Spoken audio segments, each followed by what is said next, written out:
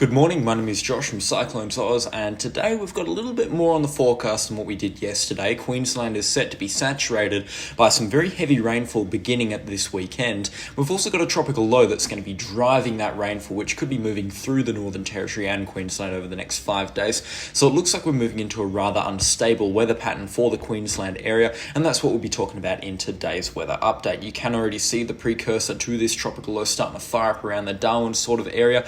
Some nice thunderstorms already starting to blow up there. You can see they've been pretty consistent over the past 12 hours. Slow moving and not very large, and they're firing up some pretty significant cloud tops, which means that we do have some strong thunderstorms up there, and they are dumping some rather strong rainfall, or rather heavy rainfall as well. If we look at the Eastern forecast over the next 24 hours, generally the most accurate model to look at for the next 24 hours, the Eastern expecting one or two spots to pick up to around 50 to 100 millimetres for the northern parts of Arnhem Land. It will be very sporadic and unpredictable rainfall because it will be from pulse thunderstorms. However, the rainfall will become more consistent and heavy over the next 3 days across a lot of the northern parts of the Northern Territory.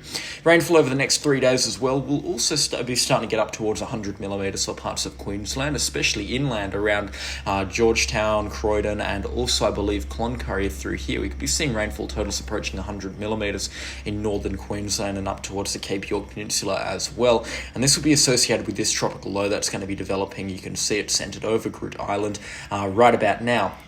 But it's going to be promoting this strong thunderstorm activity through northern Queensland. Still pulse thunderstorm activity, but every evening you'll be seeing some very strong thunderstorms blow up, and there will be widespread thunderstorms as well. So it's going to be a pretty picture on satellite imagery. It'd be a very good idea to keep on top of the beautiful meteorology here, because these storms look like they do have the potential to go severe in the sense that they could have damaging winds and also some heavy rainfall as well. So if you live north of Longreach across to a line maybe around Rockhampton as well in Queensland, then it's a very good idea to be watching the weather quite closely over the coming few days, because you could be receiving some pretty significant thunderstorm activity. And it's also reciprocated amongst all of the forecast models as well, which means we've got a high degree of certainty regarding this forecast. We will switch it over to the Access G3 model right now because it is outlining this tropical low the best. You can see it's going to be drawing in a lot of moisture from the Coral Sea, and by Wednesday morning it's going to be this moisture is going to be coming up against the Queensland coastline, and rainfall totals are going to start increasing here. It'll be a very wet Wednesday, Thursday, and also Friday for areas north of the Whitsundays up to Townsville and Cairns. This is where I worry. We could be seeing rainfall accumulations each day up to 200 millimetres for 3 or 4 days in a row, especially between Cairns and Townsville by around Thursday and then into Friday. Very significant rainfall totals are expected here, and this is where we're going to be seeing week-long accumulations probably approach up to 500 millimetres, and one or two spots might exceed 500 millimetres. So with the forecast that we have right now, a lot of rainfall is expected between Mackay and up towards maybe Lockhart River as well, especially Thursday, Friday, and by the looks of things, the rainfall increases again Sunday and maybe even into Monday morning as well. And you might be able to see with these very strong thunderstorms around Hughenden, Emerald as well, Longreach, and then across towards Mount Isa and Cloncurry. We're also going to be looking out for a very unstable weather mass in central Queensland or central northern Queensland at about this time by next Sunday and Monday. And this will be driven by what looks to be a very strong cold front trough sort of system that's moved through New South Wales and Victoria. We'll also take a look at thunderstorms that's meant to promote as well, because this might also drive some thunderstorm activity across New South Wales and Victoria.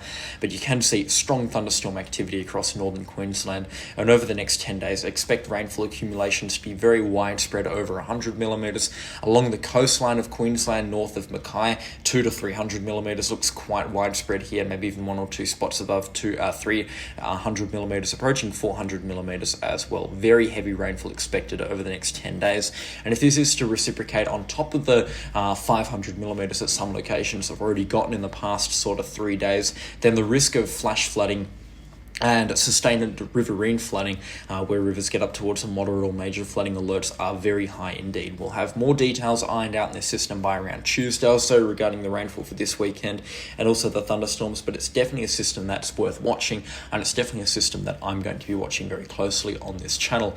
And you can also see from these thunderstorms and the tropical low slow movement through the Northern Territory, a lot of rainfall expected around Alice and also in towards the central parts of the Northern Territory, up to 300 millimetres millimetres for some locations here, and this will come in the form of strong thunderstorms, which will provide consistent rainfall for maybe an hour or two at a time.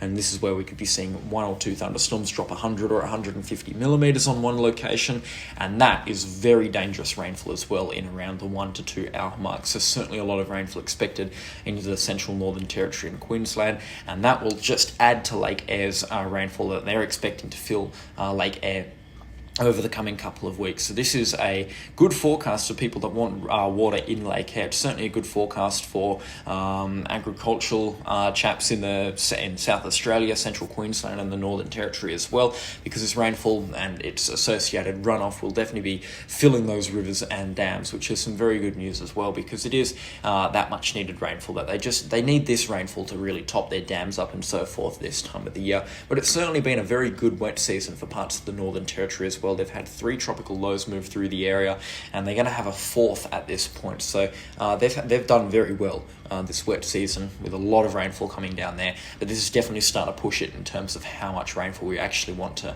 have. This El Nino that we've had this year has acted like a La Nina in the sense that there has been a lot of very, very, very wet locations. The only place that has actually seen El Nino type conditions is Western Australia, and that's kind of just been the big outlier compared to all of the rest of Australia. I guess New South Wales hasn't yet received a torrential deluge from what a La Nina year would provide, but still everywhere else has acted like a La Nina in this El Nino phase.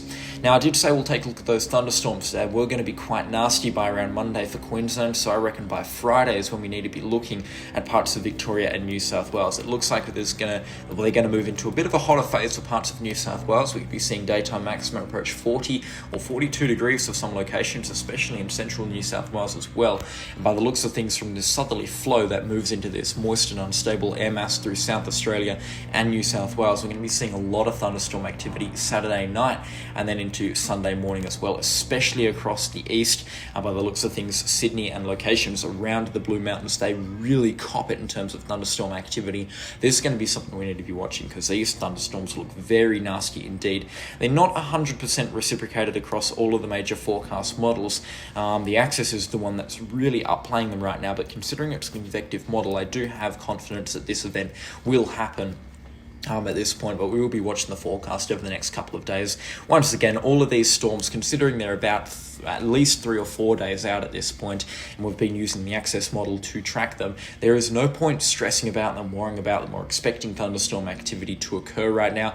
We're going to have to wait till maybe 2 days before the event to really say exactly what's going to be happening. The rainfall I'm a lot more confident in. I think it is time to be preparing as if a big flooding situation could unfold between the Whitsundays and up towards Cairns, especially between Cairns and Townsville. Stumbling on everything this morning.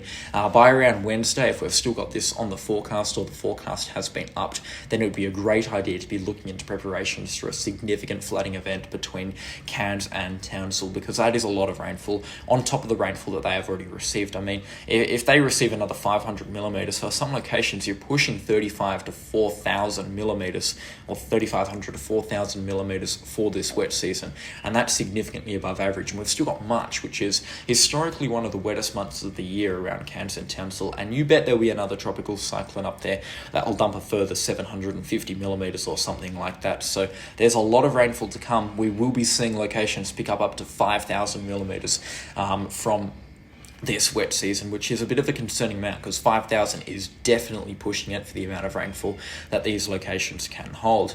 And then after this sort of frontal system moves through, this frontal band of thunderstorms move through, it looks like we're going to be seeing some relief to the temperatures across parts of New South Wales and Victoria, and it already looks like we might be seeing some locations approach sub-zero temperatures or so, or get quite close to them by around next Monday and Tuesday. Some parts of New South Wales and also Victoria, maybe even into some parts of Tasmania. If the model resolution allowed me to, I reckon we could be seeing some places get down to around 2 or 3 degrees overnight, which will be very cold indeed. And also looks like some cold conditions next Tuesday or so across parts of South Australia, down to around 10 degrees in parts of South Australia and Western Australia. But it looks like the heat might be coming back for Perth. I mean, that's a pretty ugly forecast to be looking at, 25 degrees overnight. after a pretty warm night. So it looks like Wednesday next week might be hot. But yeah, kind of just talking to myself about a weather pattern that I'm seeing on the model here for the Perth area in Western Australia. But yeah, not too much happening right now across Australia. The remnants of ex-tropical cyclone Lincoln have moved through Western Australia at this time. It's really starting to move out of the state. It's not a concern at all. I think the centre of the system is currently located, or at least the low pressure centre is located around the Mount Magnet, or between Mount Magnet and Lanista sort of area. It's north of Kalgoorlie, put it that way, but all of its cloud activity is displaced, and it'd be a stretch to call it even a low pressure system at this stage. There's been some locations that have picked up healthy rainfall totals yesterday. A lot of places in the wheat belt, or especially the eastern wheat belt, picked up to 50 millimetres of rainfall.